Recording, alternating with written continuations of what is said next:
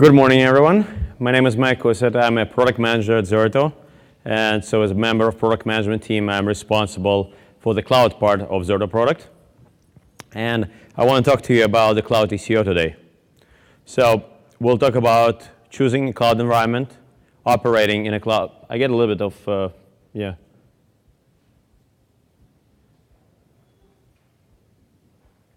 All right, technical difficulties.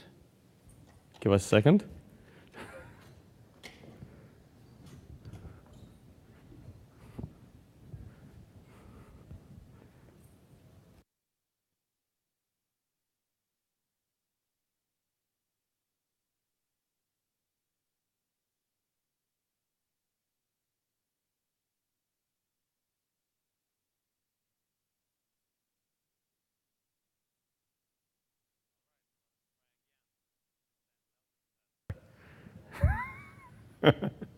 So yeah, I'll talk about the cloud environments. I'll talk about disaster recovery as a service, and a very interesting topic for me that I learned relatively recently, and I think it might be familiar for many of you in the audience here, is the topic of cost optimization on cloud. So in terms of the environment and going to the cloud, let me tell you a little bit of a story. So I was my previous job, I've been in Zerto for about 8 months. Before I was a couple of other companies. And when I was at Akamai, I managed the product, which started on 20 servers, and then that product went to 200 servers, and then that product scaled up to 8,000 servers. So that was a pretty good cloud deployment, 8,000 servers, not a bad product. Of course, resilience and uptime of that product was a really big challenge for us. Out of 8 servers, pretty much, you can guarantee that at least 1 server is down at any point of time, if not dozen servers. But then I worked with a buddy of mine who was my roommate from college, very smart guy. And he has a master's from MIT in computer science. And he was engineering manager. He had a group of 10, also MIT engineers. So his product was running on 220,000 servers. Really good product, by the way. Works really well. A lot of those servers are down at any point of time. So now, the good news is you don't need to have a group of 10 MIT PhDs to run a cloud environment anymore. Another good news, probably I don't think anybody in this room actually has a product which runs to 120,000 servers. But you still need the skills to understand the cloud. You need the skills to manage the cloud, and you need the tools to manage the cloud. And that's really the environment that we're working in, that the cloud is introducing a lot of unknowns to the equations, and I want to talk about those unknowns and how to resolve them. The good news about the cloud is it's very efficient. Cloud has a lot of scale. It has a lot of benefit from scale. And running an application in the cloud has a direct benefit in TCO. Why? Well, because you can utilize servers better running in the cloud. You can allocate resources better. And the scale of agility that cloud adds is completely unprecedented. It's absolutely bigger than what we've had before in traditional data centers. So looking at the cloud environments, there are 3 big differences how the cloud is arranged compared to a regular data center environment. And those differences are compute, storage, and networking. So let's start with compute. Even if you go to public clouds, for example, Azure or AWS, there are dozens of instance types. So the first choice you have to make, and that's what they're going to make when you provision a server, is what instance type do you want? Do you want a T, or you want an M, or do you want an R, or do you want a C? And that's, by the way, that's only the AWS. And maybe if you go to Azure, it's going to be A and D or M, and there's another dozen of those types. And then if you go to any of the service providers, they have more instance types. So you're probably choosing between service provider and dozens of instance types that you need to find for compute. Well, that's relatively easy. All those instance types associated with the number of CPUs. And you can pick pretty much anywhere from 1 to 128. Obviously, 128 is going to be a little bit more expensive than 1, but you know the game. It will be expensive even if you try to deploy a 128 CPU machine on the data center. And the same goes for memory. You can get instance as small as 512 megabytes and as large as 32 terabytes of RAM. Again, 32 terabytes is probably going to be more expensive, but that's a choice that you have on the cloud. What I typically see on cloud deployments is the cost per memory is really your key consideration. Memory tends to be more constrained than CPU, and workloads tend to be very memory intensive, or at least in general sense of the word. Again, all workloads are different. Some workloads that you have might be more CPU intensive. So to a certain degree, there is a consideration to make is how well you know your workloads. Do you know this, memory intensive, CPU intensive, and how to profile the workload to the instance type that you'll be acquiring on the cloud. Now that you know your instance type, there's another option that cloud provides you. You can pay nothing up front. You can have an instance on demand, which means you go to their UI, you say provision me an instance. A couple of minutes later, you have an instance with that number of CPUs, that much memory, and your bill starting to, to go up slowly. It's a good as pay as you go model. So if you don't need it, the bill stops increasing. But maybe you know that you're going to need a server for 10 days, so you can pay partial upfront. And you say, OK, I'm going to have this instance for 10 days, but maybe not more than 10 days. And then obviously, if you go for 10 days, you have to pay extra. Or maybe you want to go all upfront. You can buy reserve instances on most providers. You can reserve free instances for a month. You can reserve instances for a year. So you can prepay and obviously get certain discounts for prepaying those options. So all things are in considerations when you're acquiring compute on cloud. Cloud storage, well, that's another unknown. What do you have in your data center? You probably have disk and flash. And you have more or less the same options on the cloud. You're going to have options of flash. You have options of magnetic media. But then there's more access types on the cloud. You still have those detached disks. You have those attached disks, which basically here's your instance, here's your disk. It came from SAN or it came from vSAN. Doesn't make a difference how it is attached to your instance. But now the cloud introduced and really started in the concept of the detached disk.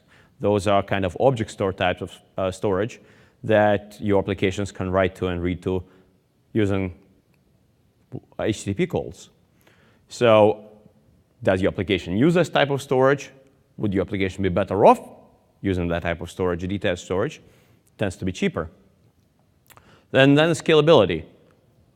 If you go on the data center, you kind of know how much storage you have. That's how much storage you acquired, how much your vendors sold you, and then you can over-provision storage, and you can play certain games of how you align storage to the requirements of your business users. On a cloud, to a certain degree, you actually have more flexibility because the storage is scalable. If you need more storage, you just pay for it and you get more storage. There's no practical limit of how much storage you can have on the cloud. You can have petabytes there if that's what you need. The second, of course, is different tiers of storage. You may or may not have tiered storage in your data center. Some people do, depending on the type of software and the types of hardware you're running in the data center. When you go to the cloud, you pretty much always go to the tiered storage because as a cloud provider, they also acquire hardware at different points of time, and they will tier their offering by price to higher price storage, which is probably going to have higher performance, and lower tier storage. So for example, in Azure, you have premium and standard disks with different SLAs on performance. If you go to AWS, you have anywhere from flash, which is going to be really fast, with very high guaranteed IOPS, to Glacier, which is pretty much write once, read never storage. If you need to recover disk for it, it takes minutes, if not hours, to recover data from Glacier. So you have a large spectrum of storage. The next item, which also needs to be considered, is networking. And networking is really tricky on cloud, especially public clouds, because it sounds like a very simple thing. You just write traffic and you pay for traffic. But typically, clouds make it asymmetric. And to a certain degree, they do it because of the cost. To a certain degree, they do it to incentivize you to go into the cloud. And the real cost for the networking might not be obvious when you start using the cloud. For example, and I'm just pulled example from AWS because one of the public clouds, all the costs are very transparent. It's on the pricing page. That's good news. The hard news is there are lots of pricing pages there, and you have to know how to manage those pages, and you have to learn how to do that. So, for example, going to the AWS and going to something like an S3 storage, an incoming cost from internet is free or almost free. You can put as much data as you want. You start paying when you want to go out of there. So now that you combine the compute, the memory, and this networking costs and the storage costs of your applications, my next question to you is, well, great, you're going to cloud. How well do you know your applications? What are the ways? Do you know the I/O profile of your applications? Do you know how much memory your applications consume? So let me give you an example. How many of you have provisioned a database and had a DBA come to you and say, my database needs more memory or more disk because it's running slow? Show hands. Awesome. At least 70% of the room. Now, how many of you had a DBA come to you and say, my database is running too fast. Why don't you take away memory from me? No, it didn't happen, right? So, that's an interesting point, and that's, I think, a largely behavior that we see on data centers where, yeah, you get certain workloads, you had certain bottlenecks. At some point of time, maybe 2-3 years ago, you decided to allocate more resources to a given workload because it made sense at that point of time. Then probably that DBA, which asked you for more memory, they rewrote the query. Maybe the application completely changed because they had to adapt it or rewrite it, and they had other bottlenecks, but they never told you about it. So you have a machine running with 16 terabytes of RAM. You don't really need to have those 16 terabytes of RAM. And on a data center, since your cost is largely fixed, I mean, you already paid for that hardware. Yes, you can reuse it. There are certain games you can play with virtualization. Of course, we know that.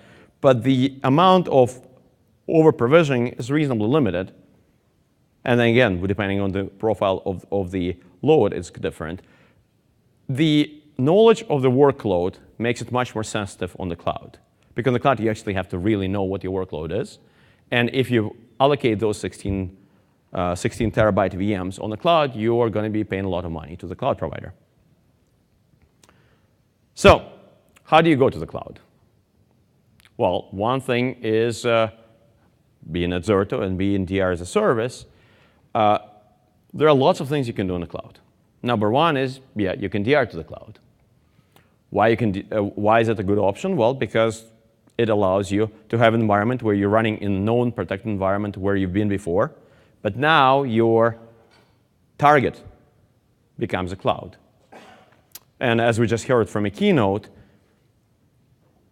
do you really want to manage that secondary data center? Do you really have budget? Or when your budget is cut, are you going to cut it from production data center or from recovery data center? When I talk to customers, a lot of them end up making a decision to cut capacity or cut resources from a recovery data center or potentially shut it down. That's one of the options for cloud. The other option is cloud to cloud. Maybe you have a cloud mandate. Maybe your organization decided from IT strategy that you need to move to cloud. All right. So you migrate to cloud. But then once you're running in cloud, you're not protected there, so you need to have some kind of a strategy to replicate from cloud to cloud. We call it inter-cloud replication in such a way that your workloads are protected there. And then, I mean, the cloud is just a bunch of servers, just a bunch of VMs. The uptime is there, but it's not 100%. Same as we've seen in the news, S3 goes down on Amazon East. That was about a month ago. And then how many applications, how many sites went down with S3? Well, another thing which you can do in the cloud is burst to cloud. And that's really the use case where cloud provides you this infinite pool of resources, or almost infinite. And if you have a workload which you have to run a heavy load, or you have spike in the demand for whatever reason on your IT, can you leverage the cloud to add resources to your compute environments and move some of the workloads to the cloud and then leverage those resources? The good news is you pay only for the resource you use. So when that burst happens, you pay for the resources, you accumulate maybe 10 days, maybe 30 days, maybe 2 months of the workload, but then you can turn it off. You don't have to pay for it for the whole year. Now, in terms of management, I was talking a lot about making those decisions. Well, the good news is you're not alone in making those decisions. As is, again, something we talk about the keynote, we have partners, and we have a lot of partners in the audience right now. Partners who run their own clouds, partners who manage clouds, and they are experts. That's their day job. They go around and they manage the clouds. So to a certain degree, that's a decision which you can make. Do you want to self-manage the cloud? Do you want to acquire those experience? Do you acquire those tools in managing the cloud? Or do you choose a path with a partner and go full managed cloud? And this is not just 2 columns. It's a full spectrum between self-managed and fully managed. It's really where your comfort zone is, and that's where your timeline is for adopting of the cloud, and your comfort level on utilizing a partner to help you out. Let me give you an example. If you do self-managed, you do virtual applications, you're going to have to figure out the networking. You might use NSX, because NSX is from VMware, it's been very convenient for managing networks around it. And when you go to the partner, you basically use them as a colo site. You get their hardware, and you install your own vCenter. You manage environment on the partner. That's an option. I have customers doing that.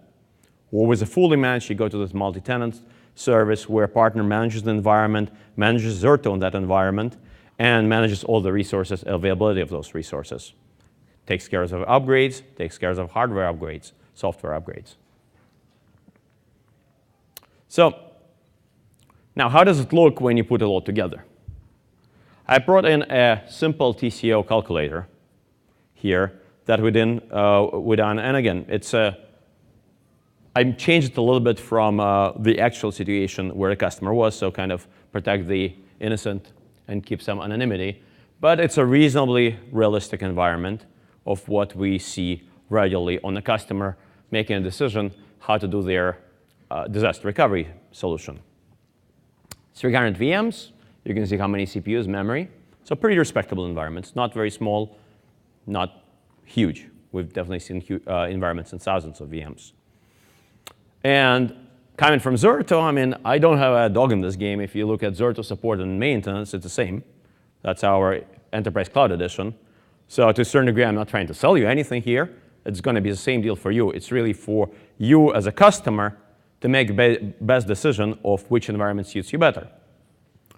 Things which you're going to see is that compute and compute cost, memory cost, is a huge advantage here. Because when you're running a DR to a cloud, in Zerto, we don't start those machines. So as you see, there is a number for servers there in the second column, top of the second column. And that's basically Zerto Cloud Appliance operations, and also operations when you do failover testing to have the machines up and running in the cloud environment. So we included those numbers in the TCO calculation. But in general, it's much lower because you are not paying for those capacity. It's a shared cloud for this particular use case. And in the shared cloud, those resources will be allocated to somebody else. And again, there's a large pool of resources. So if you are in a DR situations and you need to use those resources, the cloud provider will be able to give them to you. But you're not paying for them 24/7. You're paying for only a small share of them. Storage, well, obviously you need to store stuff. What we find is cloud is much more often cheaper than building your own storage system. For this case, the cloud storage provider takes care of the whole environment on their side, so you don't have to buy additional VMware licenses to run on the protected side. And in general, you can see that cost-wise, it's quite advantageous. Oh yeah, it also does not include rack space, power, and cooling for that recovery data center.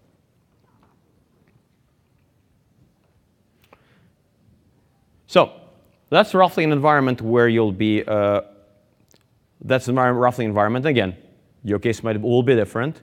The ways how your servers, the ways how your workloads work, the ways how much storage you have is going to be different from this TCO calculator, but it will give you a cost idea for realistic use case. And from our perspective, Zort is more than happy. As I said, we don't have a dog in this game. We work with our partners. We want to help our partners succeed and find the right solution for you. So we're more than happy to help you use this calculator and try to adapt it to your situation and make realistic numbers which are appropriate for your case. Now, let's go to this interesting discussion about the cost optimization. So we've all done capacity planning, where you have to estimate how much memory, how much storage, how much CPU, how many servers, how many racks, how much networking equipment, the usual data center design, where you have to spec it out, and then you provision it, and you have to buy it first, of course, then you provision it. We've all done it. And it's a fun exercise to do. I'm sure we're all experts in doing that. That's not how the cloud works, though. The interesting thing about the cloud is the core underlying assumption for a capacity is try to use as few resources as possible so you don't over-provision. You don't want to buy 2 racks more of servers than you need. And the way how cloud works is you can start it differently. And the way how you can start it differently is, for example, you can allocate more storage. For example, that database I was talking to you about, 16 gigabytes of RAM. All right, fine. If you go to the cloud, maybe you allocate the site of 16 gigabytes of RAM. Or maybe the administrator says, no, I'm concerned about the cloud. Maybe it's not going to run fast enough. Let's give 32 gigabytes of RAM. Sure, why not? You're not paying for 32 gigabytes of RAM probably for 3 years or 10 years. You're going to be paying it for probably a month at most for that instance type.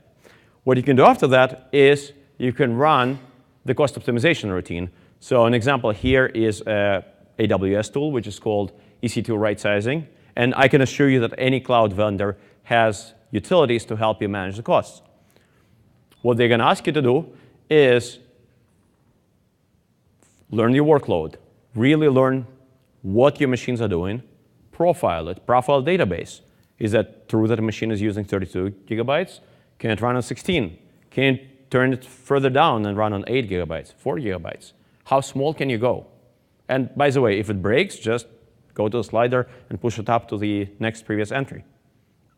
So that's what the cost optimization on cloud gives you.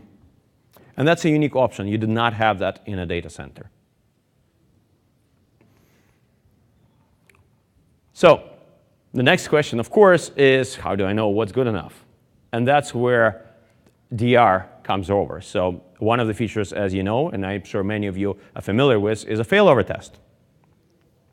So for failover test, what you would do is you would basically start your environment on the protected site without disturbing your production environment. And you kind of start in the bubble network so it doesn't interfere with your production network. And that is the enabling tool, one of those tools which we as Zorta give you to learn about your environment. You're going to learn about your production environment. You're going to learn how your servers, how your databases perform in the cloud. And we'll let you start in the cycle of this optimization, on the cost optimization.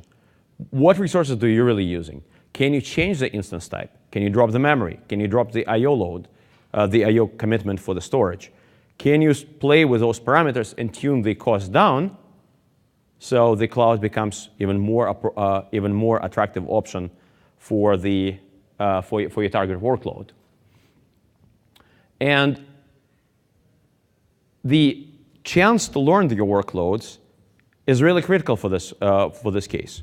Now, do you have to do every workload at once? No. You can kind of go through the local workloads and prioritize. OK, this workload is costing me $50,000 per month on a cloud. All right, let's optimize it first because the return on your time learning the workload and optimizing it is probably has the greatest monetary benefit there. And the workloads which may be optimizable, but the benefits will be relatively small on price-wise, you can just keep running them on larger VMs. And when you get to them, you get to them.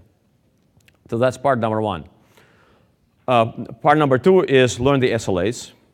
With a solution where you have multiple clouds, you can really learn the SLAs from the business. You can learn the SLAs from the cloud provider and design and define the SLAs that work for your case. And lastly, design for data mobility and application mobility. I'm not prescribing here which cloud you're going to use. As I said, you can use public clouds. You can go with self-managed. You can use the clouds in our service provider community. They're going to offer different options to you. They're going to offer different instance sizes. They're going to give you different memories, different networking costs, different storage costs. So there's no canned answer for how to design an application. It depends on your workload. And it goes back to my question is, how well do you know your workload? And can you really learn your workload without testing? You can't. And that's why we're giving you the way to test to learn your workload. So let me just wrap it up all together. Number 1 is when a business comes to you and asks for moving to the cloud, unless you have the regulatory concerns, and if you can adopt the cloud, even if you do have regulatory concerns, talk to your providers. There will be ones who probably satisfy some of those requirements, especially government requirements. There are many providers who manage them and who can give you security levels and SLA levels which work with your environments. And start with the cloud. And as I said, DR is a very good option to start. Find whether you go with self-managed or a managed provider, and then start testing. Start testing with what's going to give you the best TCO, and start optimizing the usage of the cloud. You don't need to go for a long cycle to learn the sizing and the considerations for using the cloud. You can over-provision. You can always over-provision on the cloud and then cost reduce it later. And then again, test, and learn about your workloads. Not test provider. Test provider is going to work, I can assure you that. Any of our managed service providers are very skilled in providing DR services. The DR test is going to work. But test to learn your workload, test to learn your environment, and test to learn how your application works in the cloud case. And that's the thoughts I'm going to leave you with. If you can, do it by yourself. If you need help, find a partner to help you with. Start with DRS. The one thing that I will assure you is there are going to be consultants who are going to be more than happy to help you and going to say that your case is the same and they've done thousands of cloud migrations. I'll assure you that's not the case. That's one thing I can absolutely assure you. Your business needs are unique, your environment is unique, your applications are unique, which means your cloud needs are unique, and the only way to do it is to learn them yourself. Again, with partners' help, but you need to learn your workload in your environment and in your cloud environment. Interesting thing about the cloud, it's always tunable. You can always optimize the cost, you can always work on the costs, and you can always reduce the cost down. As I said, different applications are going to behave differently. Some are going to need more resources, some are going to be less, but that DBA who came to you and did ask to tune down that memory, you can probably tune down the memory. I can assure you, you'll find those databases and those servers. And last but not the least is there's no canned answers here. The answer is yours, and we and our partners are happy to help you get to those answers. So thank you so much for listening. If you have any questions, please, we have 2 microphones up in the center. Hey, Mike. Mike, thanks for your time. Just a quick question. For most of the presentations so far, from yesterday and today, Google is kind of not even discussed. Is Zerto looking to partner with them and develop some connectivity with Google as they are with Azure and AWS? That's a good question. We've had a conversation with Google. I've had a couple of exploratory conversations. And to a certain degree, the way how we're looking at the cloud and the cloud partners is who wants to take those type of workloads. Now, the customers that we have really came from the private data centers running on VMware. Those are classic enterprise workloads. And to a certain degree, I see Google of the other providers, especially our cloud service providers and the public cloud providers, the ones who are platinum sponsors for our show, as having more interest in those enterprise workloads than they do in, they have more interest in the cloud native workloads. I hear from Google a lot about IoT. I hear a lot about voice recognition, video recognition, big data, other big data cases. That obviously requires you to develop applications natively for the cloud. Can you do it? Absolutely, yes. They're great tools. They're great frameworks. And they're all free on GitHub, by the way. All you need to do is go to GitHub, get a group of development, and between 3 and 6, maybe 9 months later, you're going to have a great product which is going to work great on Google Cloud. And that's what I see mostly Google investing in. So in terms of conversations, we're talking about the conversations. I'm sure at some point there will be convergence driven by DevOps of the enterprise workloads and native cloud workloads. And I think that would be a case where we'll start having a more deeper integrations with Google Cloud.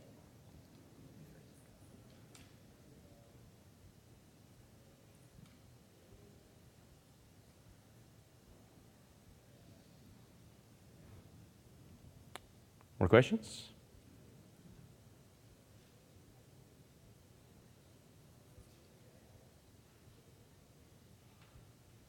Well, all right. Thank you so much for your time.